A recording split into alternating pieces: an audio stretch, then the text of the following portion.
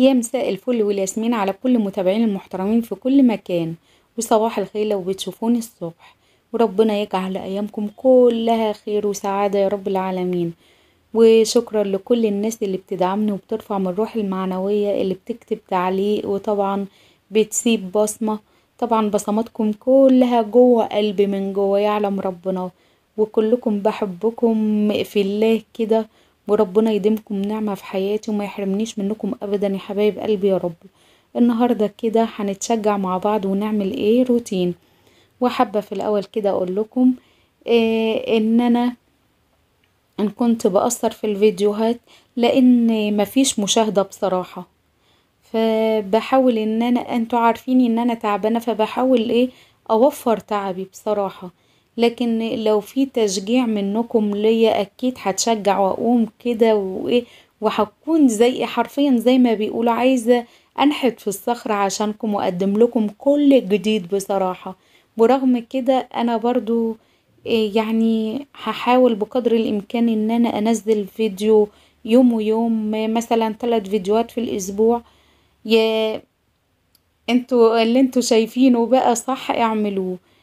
كل المشاهدات ما هتزيد معايا ان شاء الله هتشجع ان انا انزل فيديو كل يوم. روتين النهاردة كده قومي بقى وتشجعي معانا. اول حاجة بدأنا بيها طبعا الغسيل، ووريتكم انا عندي غسيل كتير طبعا. لان انا دلوقتي طبعا انا لسه تعبانة. فبقدر الامكان بحاول ايه ان انا اشتغل على قدي يعني. ف زي ما انتوا شايفين ان انا بغسل على الغسالة نص اوتوماتيك طبعا. والمجفف بتاعها ايه عطلان، فبشطف بره وبجفف طبعا ايه على اللي هي الفوق اوتوماتيك. طبعا الناس اللي معايا من الاول عارفين. بدأت يومي بالغسيل وبعد كده حطيت لبن يغلي لان ايه هحتاجه وكده. فطبعا الاولويات بنرتبها حسب إيه شغلنا وحسب ايه ما احنا عايزين كده. إيه انا لقيت نفسي ان انا محتاجة ان إيه اللبن، فقلت اغليه كده عشان ايه اكيد هعوزه. وعملت منه ايه قهوة باللبن كده، ما كانش ليا نفس ان انا افطر. فقلت اعمل كده ايه فنجان قهوة باللبن وايه وخلاص. ودخلت بقى بدأت اتبل الفراخ معايا، طماطم مبشورة وبصل وملح وفلفل وبهارات فراخ وجنزبيل وقرفة. الجنزبيل والقرفة يعني نص معلقة صغيرة، وملح وفلفل وبهارات فراخ ومرقة فورية. مفيش مرقة فورية عادي مكعب من العادي بنفركه عادي بيدينا نفس النتيجة. وحطينا بقى ايه البهارات طبعا على الطماطم والبصل، وتبلنا كده الفراخ بالشكل اللي انتوا شايفينه ده. هنعمل النهاردة الفراخ ديت بطريقة برضو ايه حلوة كده ولذيذة. وهقول لكم برضو البدائل واحنا ماشيين. البهارات ديت نفس البهارات اللي انا حطيتها ايه على التتبيلة في الاول، زيادة عنها بس ايه ورق اللورة. وبوريكم معايا الفراخ كده ومعايا الخضار، طبعا الخضار اللي انت عايزاه. وانا مقطعة البصل ايه اللي انا بستخدمه ده تقطيعة كبيرة كده، ونزلت كده ايه بالبهارات اللي معايا ما عدا ورق اللورة عشان ايه مع التقليب هيتكسر، فهيكون صعب انك تطلعيه من الوصفة. فكده ايه هسيبه للاخر علشان ايه ما يتكسرش. زي ما قلت لكم معايا كده ايه قطع من البطاطس. وبعد كده شطفت معايا البسلة والكوسة كده. اي خضار انتي عاوزاه حطيه. اللي اولادك ما بيحبوهوش استبعديه. وكده نزلت بقطع الطماطم برضو وسبتها في الاخر علشان برضو إيه ما تتهراش مني كده. شايفين بقى الالوان ما شاء الله. هنزل كده بورق اللورا واديله تقليبة كده بالشكل اللي انتوا شايفينه ده اهوت. وبصوا بقى مش قادرة اوصف لكم طعم الخضار بيكون رائع جدا جدا جدا كده. ايه هعمله في الكيس الحراري. معايا الكيس كده بالشكل اللي انتوا شايفينه ده. بطناه الاول ايه بمعلقة من الدقيق، واتخلصت من الدقيق الزيادة. وبعد كده نزلت ايه ما عندكيش كيس حراري هنعمل الوصفة ديت مثلا ايه في صينية او في حاجة عادي ما فيش اي مشكلة، وهتديكي نفس النتيجة. وبعد ما بتخلص بتيجي حطها تحت الشواية، بتاخد لون مش اكتر من كده، وبتديكي نفس النتيجة. بس الكيس الحراري بيسوي ويحمر كله في وقت كده مع بعضه، لان زي ما قلت لكم ان بيحتفظ بالحرارة. زي الكيس الحراري ده عامل زي حلة الضغط. انا بكلمهم لو شايفين حركة ايديا ان انا كنت بكلمهم كده.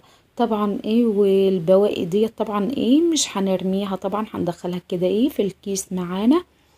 النهاردة غدا النهاردة رائع كده، وفكرة كده للغدا.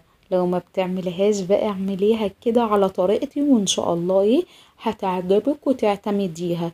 لو وصلت معايا لحد هنا يا ست الكل، ما تنسينيش في لايك حلو من ايديكي كده. بتخلص من الهوا، لازم نتخلص كده من الهوا. وديت كده الرباط اللي بيكون معاهم اصلا، وهديها بقى فتحات كده علشان البخار هيتجمع في الكيس، ولا قدر الله ممكن يفرقع منك. كده جبت صينية كده، وحطيت فيها الكيس الحراري، ومعايا مية مغلية كده اهوت.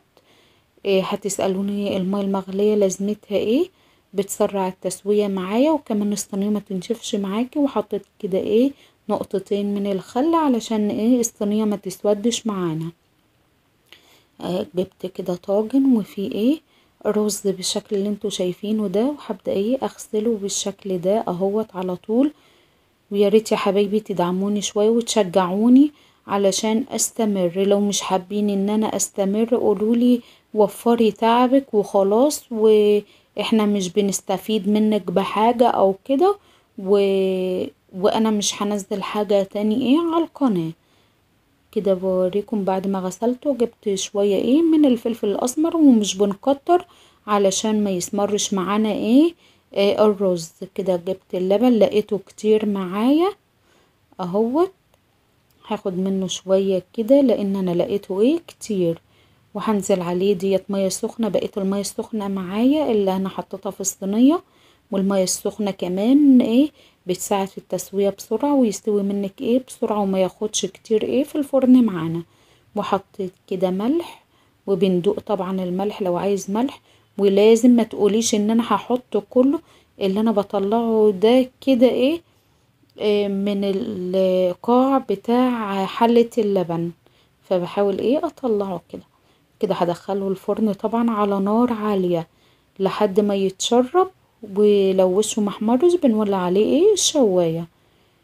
كده بوريكم كده انا شغالة اول باول على طول كده ان طلعت الحاجة اللي في الصفاية ديت، وهبدأ اغسل معايا الحاجات اللي انا استعملتها اول باول. علشان انتوا عارفين على طول بقول لكم لازم نخلص اللي ورانا اول باول، علشان بعد الغدا ما يبقاش عندك كمية مواعين كتيرة وتبقي مكسلة انك تغسليها. كده اهوت بوريكم ان انا بغسل مكان الصفاية كده اهوت. مكان الصفاية ده انا تقريبا بعمله يوم ويوم، وساعات يوميا لما بلاقي الدنيا متبهدلة طبعا حواليه بغسله كل يوم. كده اغسل الصفاية معايا. الصفاية ديت جميلة جدا جدا جدا، رائعة بصراحة. و... وانا بحب اللون الابيض لان بينضف كده وبيبان عليه النظافة بسرعة. لو عندك واحدة زيها مثلا ومبقعة او فيها بقع وعايزة تردي لونها ابيض جديدة تاني، بتا بكلور، كلور ابيض. الكلور الابيض هيردها بيضة وزي الفل. بس انتوا عارفين ان انا لسه جديدة معايا، وانا على طول مهتمية بيها ان انا بغسلها على طول علشان ما تبقعش ولا اي حاجة. طول ما اديكي بالحاجة ان شاء الله تفضل نضيفة وزي الفل وتعيش كمان معاكي.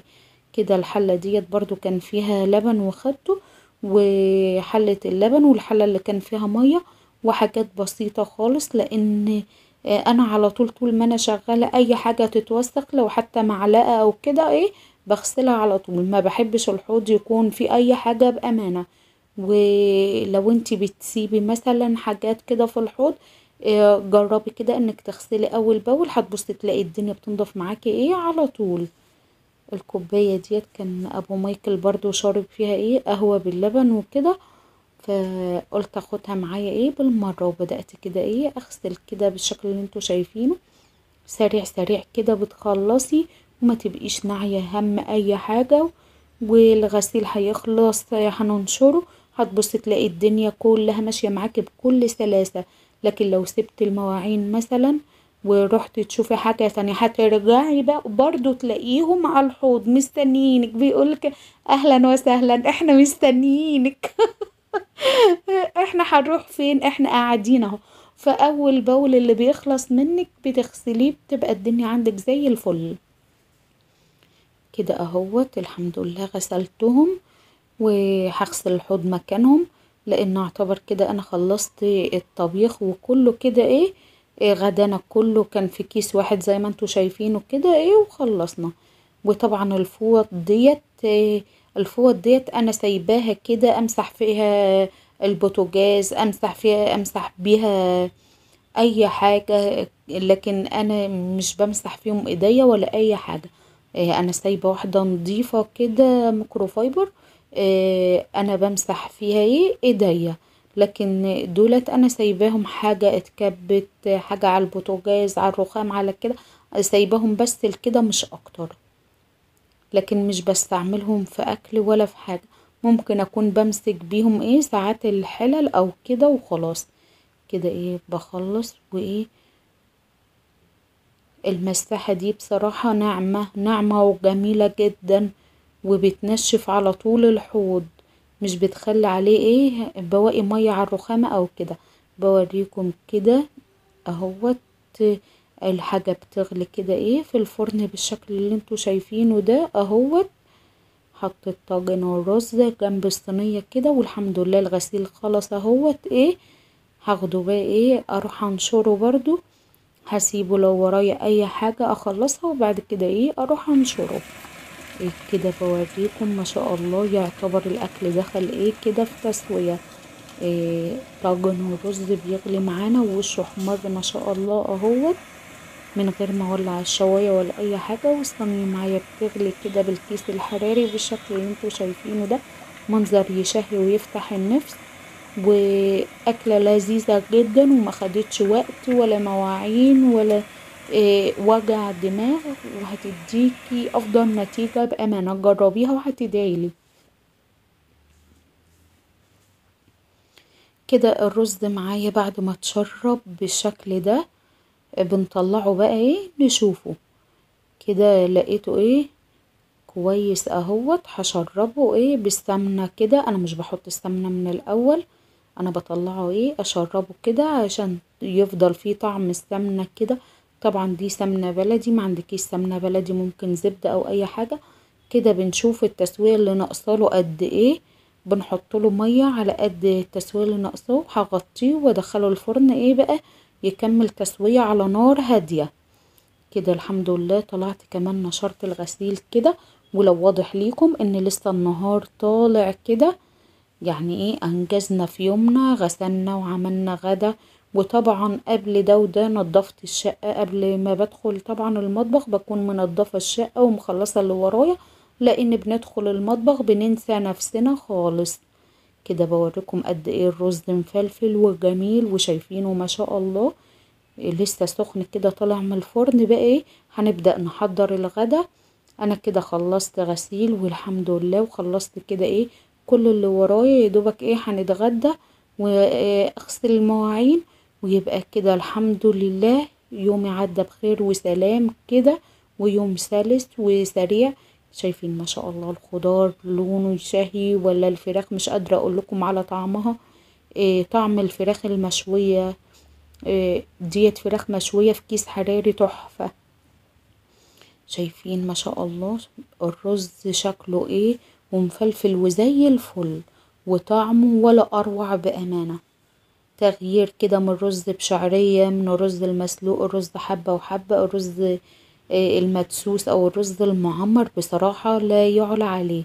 كده الحمد لله بعد ما كنا الف حمد وشكر ليك يا رب، ربنا يحفظها نعمة ويحفظها من الزوال، ربنا يديمها نعمة ويحفظها من الزوال يا رب. كده اهوت دخلت على البوتاجاز طبعا زي ما انتوا شايفين، وهو مش متبهدل لان انا ما عملتش عليه حاجة الا يدوبك غليت اللبن وعملت عليه ايه قهوة باللبن مش اكتر. بس قلت برضو ايه امشي عليه كده ايه بفوطة مندية، إيه بخيت عليها كده بخة من البخاخ اللي عندي. البخاخ اللي عندي يا حبايبي فيه إيه مية وصابون، مية وسائل مواعين وخل، بتخلي الدنيا زي الفل كده ايه معايا. طبعا الفوطة اللي وقعت على البوتاجاز اللي انتوا شفتوها ديت اللي انا بمسح فيها ايديا سايباها نضيفة كده ايه على طول كده اهوت. ايه رحت شوفوا ما عنديش مواعين خالص، الله الاطباق اللي كنا فيها، وديت الصينية اللي كان فيها الكيس الحراري، والحلة ديت كان فيها اكل فضيته ودخلته التلاجة وبس كده مش اكتر من كده. وعندي الدنيا نظيفة وزي الفل، وكده تخلصي اللي وراكي وتقعدي مرتاحة وما وراكيش مواعين ولا كركبة ولا تاكلي وتنتخي طبعا وتقولي المواعين اللي جوه ديت انا هغسلها امتى. لا، بعد الاكل على طول وانتي واقفة يا دوبك تغسلي ايديكي وتدخلي على طول على المطبخ تشوفي ايه اللي انت عايزة تعمليه فيه على طول عشان ما تقعديش وتكسلي وتبصي تلاقي جسمك حصل له تراخ كده وما تعرفيش تكملي اللي وراكي. كده على السريع سريع سريع طبعا غسلت الاطباق والمعالق وهغسل كل المواعين وهنضف الرخامة طبعا مكاني، والفوط طبعا اللي معايا برضو ايه اللي استعملتها طول اليوم. طبعا الفوط مش بننساها يا حبايبي، ومفيش يوم يعدي عليك وفوطة استعملتيها ما تغسليهاش، لانك كده انت بتنشطي البكتيريا عندك في المطبخ. إيه لا قدر الله ممكن يحصل بعد الشر بعد الشر امراض بسبب الفوط ديت. يا ريت يا ريت يا ريت اللي ما بيعملش كده إيه يعمل إيه، لازم ياخد خطوة.